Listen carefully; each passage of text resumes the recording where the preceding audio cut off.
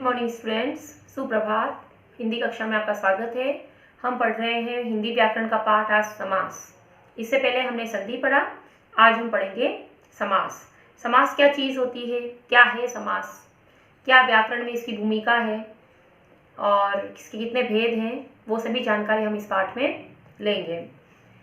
समास से पहले हमने पढ़ा था संधि। संधि और समास में अंतर होता है। संधि में वर्णों का मेल होता है जबकि समास में शब्दों का मेल होता है।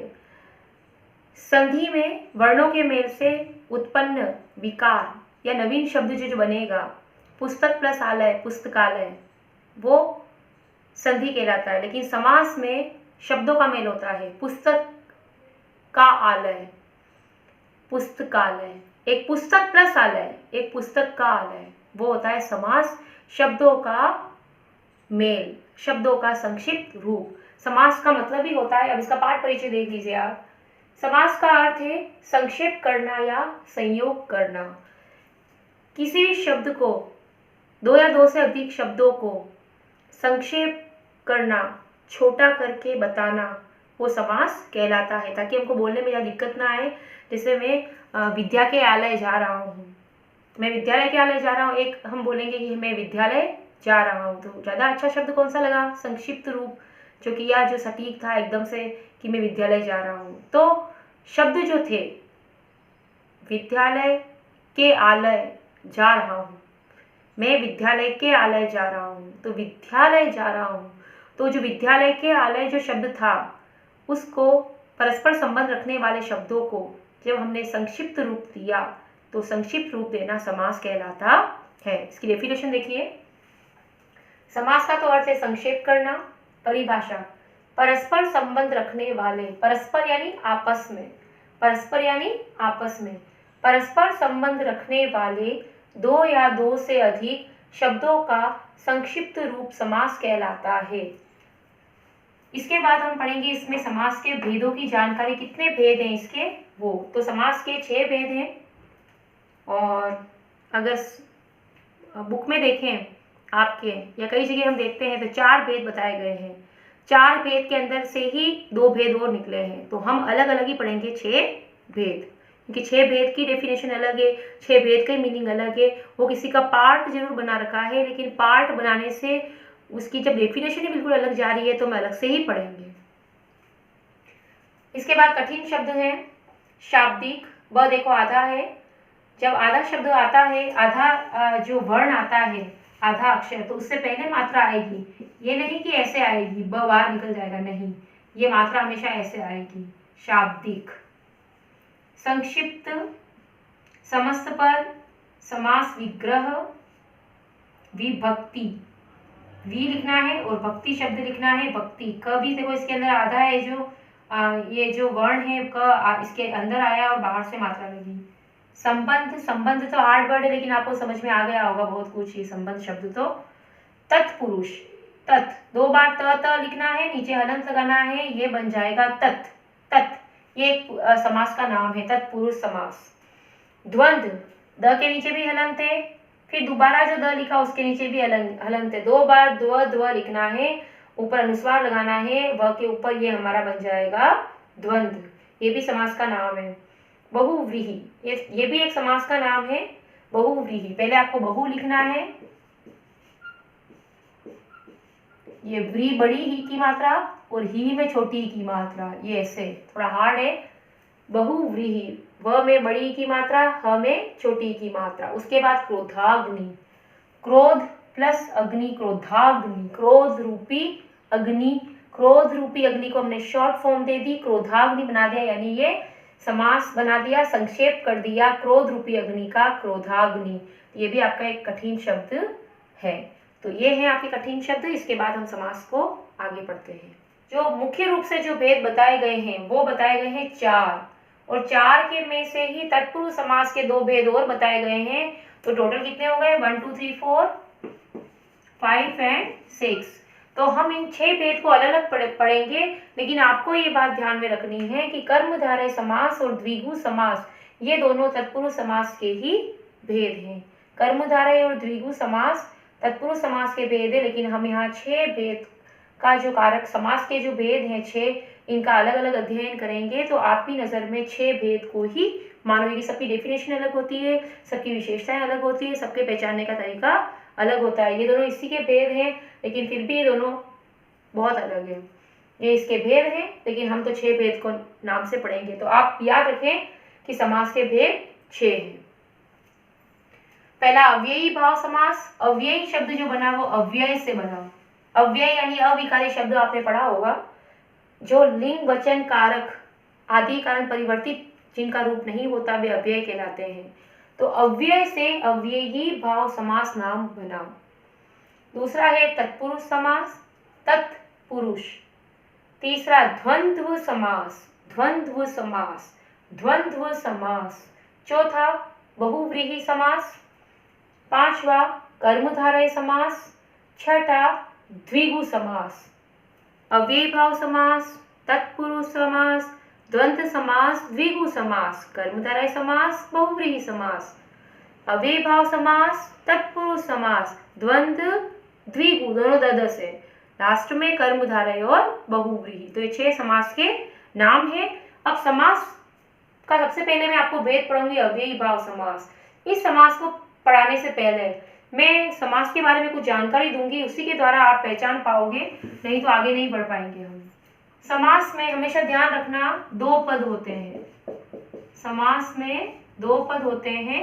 पद यानी जो शब्द होता है जब वो वाक्य का हिस्सा बनता है तो पद कहलाता है। जैसे राम घर जाता है, अलग अलग शब्द है, राम घर जाता है, लेकिन जब राम घर जाता है अलग अलग शब्द को उठा के जब हम वाक्य के अंदर रखते हैं तो वो वाक्य के अंदर जब शब्द आ जाता है तो शब्द नहीं, वो पद कहलाता है। ठीक है, तो समास में 2 पद होते हैं हमेशा। कितने पद होते हैं? 2। पूर्व पद, उत्तर पद। समस्त पद, समास, विग्रह, प्रधान, गौण। समास में 2 पद होते हैं। पहला पद पूर्व पद कहलाता है, दूसरा पद उत्तर पद कहलाता है। ठीक है, पहला पद पूर्व पद या पहला पद, दूसरा जो होता है पद वो उत्तर पद कहलाता है, यानी कि उत्तर दिशा में पद है वो नहीं, उत्तर पद यानी दूसरा पद। समस्त पद क्या होता है बेटा? जो समास बनाया हमने, जो शब्दों को संक्षिप्त रूप दिया वो समस्त पद कहलाता है। यानी समास बनाने की प्रक्रिया समस्त पद कहलाती है, या सामासिक पद। इसमें समस्त पद को सामासिक पद भी बोलते हैं, यानी 2 शब्दों के मेल से जो संक्षिप्त रूप से जो हमारा बना है नवीन शब्द वो समस्त पद कहलाएगा। और जब हम समस्त पद को अलग करेंगे तो वो समास विग्रह कहलाएगा।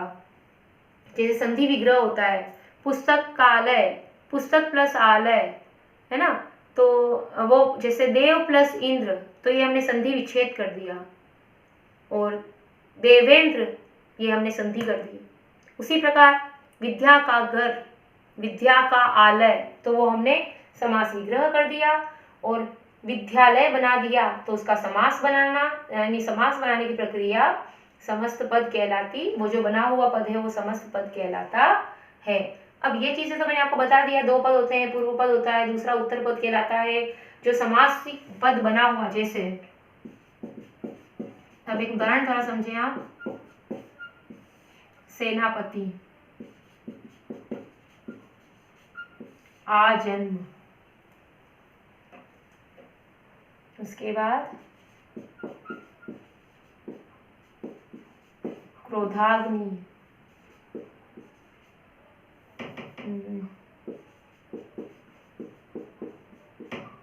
चौराहा। ये कुछ शब्द लिखे हैं मैंने, ये सब एक ही समास के नहीं, मैंने आपको 6 भेद बताए, सब अलग अलग समास के उदाहरण हैं, वो पहचाना बाद में सीखेंगे हम।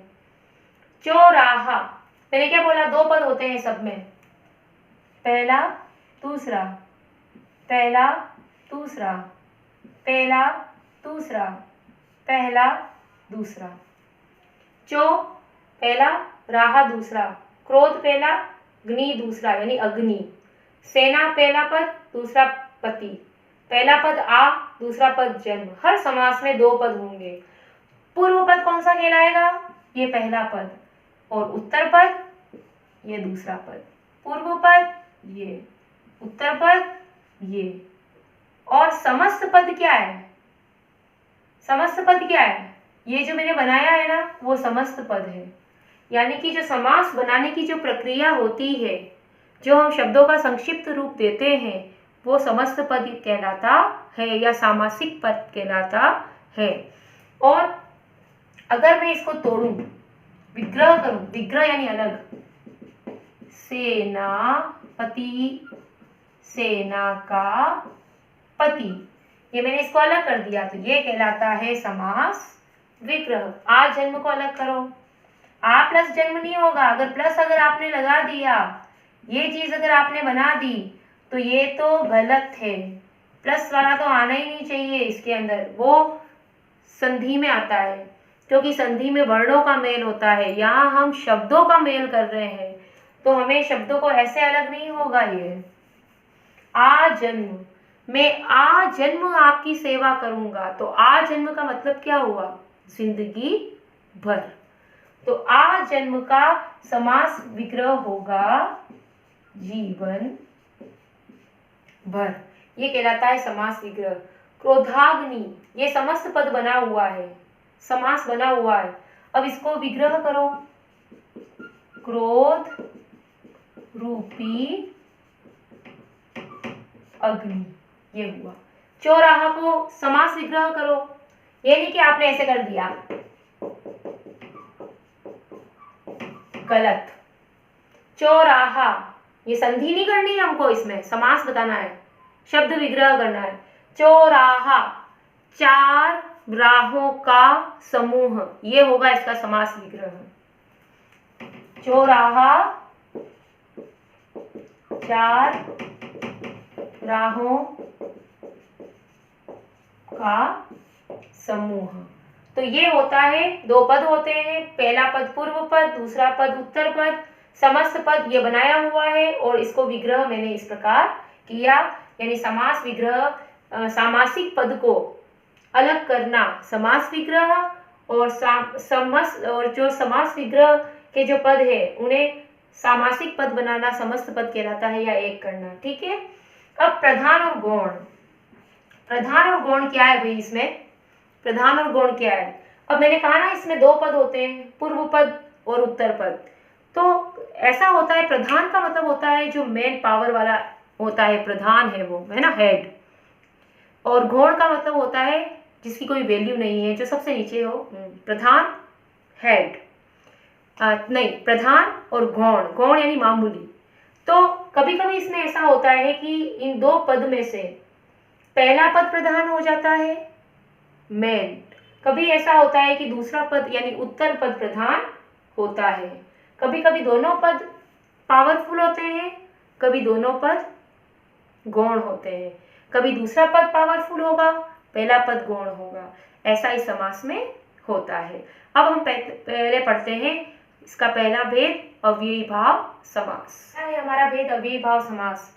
मैंने आपको पूर्व पद बताया, उत्तर पद यानी बाद का पद वो बताया, प्रधान क्या चीज होती है जो पावरफुल हो, गौण यानी कि जो कोई पावरफुल नहीं हो, सामान्य हो, समस्त पद क्या है और समास विग्रह क्या है, ये हमने सीख लिया। समास क्या है वो बता दिया। शब्दों का संक्षिप्त रूप समास कहलाता है, परस्पर संबंध रखने वाले शब्दों का संक्षिप्त रूप समास कहलाता है। अब पहला है अव्ययी भाव समास। अव्ययी भाव समास बेटा नाम से पता चल रहा है कि अव्यय से बना है। अव्यय, अव्यय वे होते हैं जिनका रूप नहीं बदलता, जिनका रूप नहीं बदलता। अब अव्ययी भाव समास में किन किन अव्यय का प्रयोग होता है, आप कैसे पहचानोगे कि ये अव्यय है? तो उसके लिए मैं कुछ अव्यय के नाम बता रही हूँ, अगर ये आ जाए तो आप आंखें बंद करके लिख लेना कि अव्ययी भाव समास है।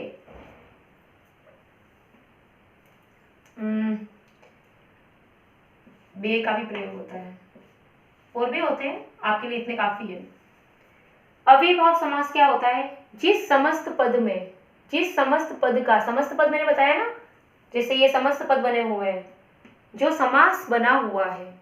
समस्त पद यानी समास का संक्षिप्त रूप, जैसे विद्या का आलय यानी विद्यालय, विद्यालय समस्त पद है। मान लो बहुत सारे समस्त पद होंगे, सेनापति, विद्यालय, बैलगाड़ी, है ना, और नीलकंठ, समस्त पद एक संक्षिप्त रूप पद बना हुआ है। जिस समस्त पद का पहला पद प्रधान व अव्यय होता है, पावरफुल। जिस समस्त पद का पहला पद, दो पद होंगे,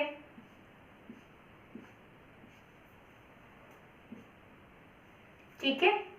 जिस समास का या जिस समस्त पद का पहला पद प्रधान व अव्यय होता है, वह अव्ययी भाव समास कहलाता है।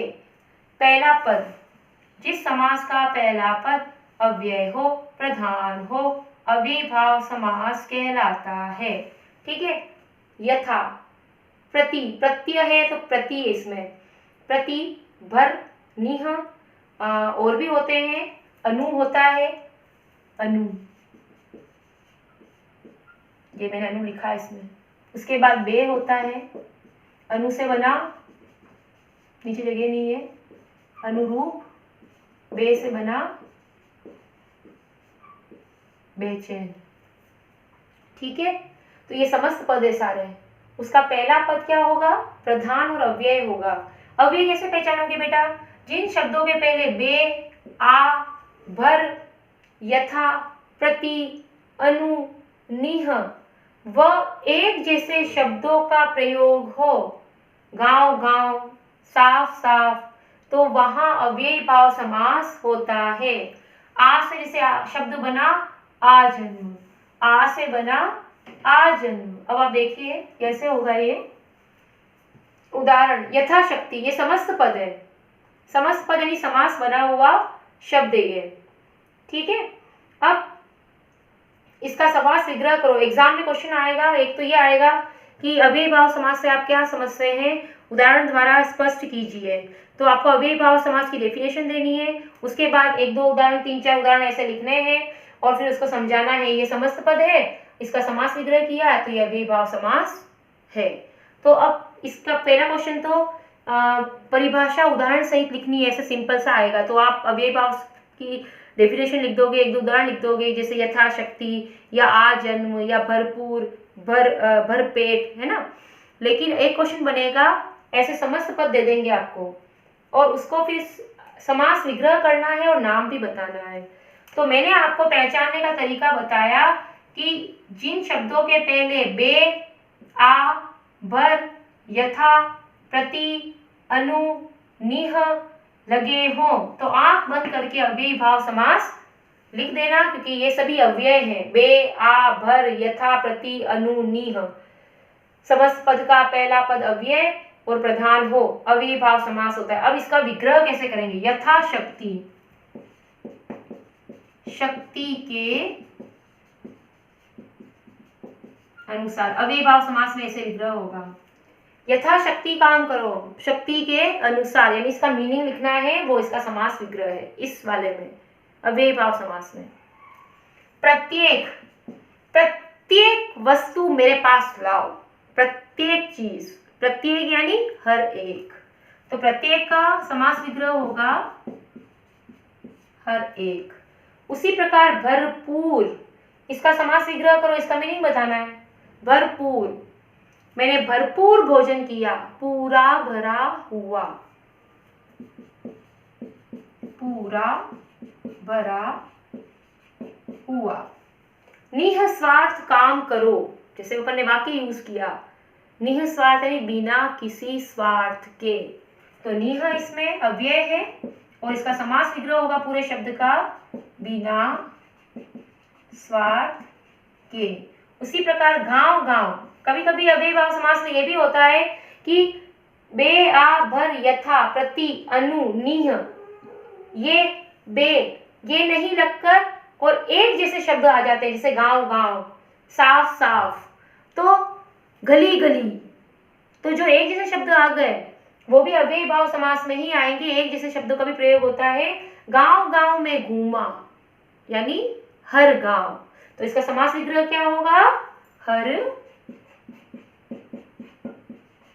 गांव।